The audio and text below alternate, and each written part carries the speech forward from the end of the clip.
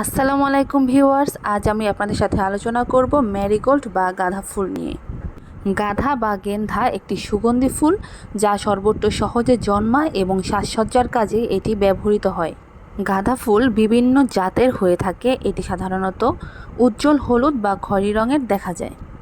এটি শীতকালীন ফুল হলেও বর্তমানে বর্ষাকালে এবং গ্রীষ্মকালে এটি বাংলাদেশে চাষাবাদ হয়ে থাকে।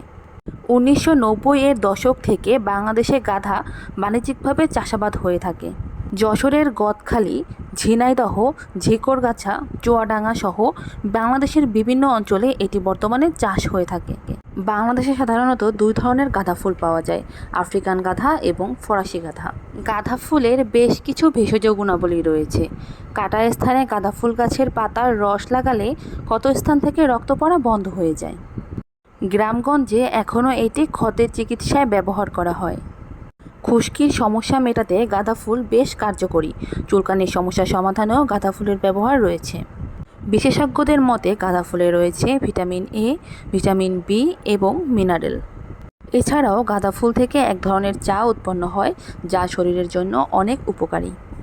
ধন্যবাদ সকলকে। সুস্থ থাকুন এবং নিরাপদ জীবন গড়ুন।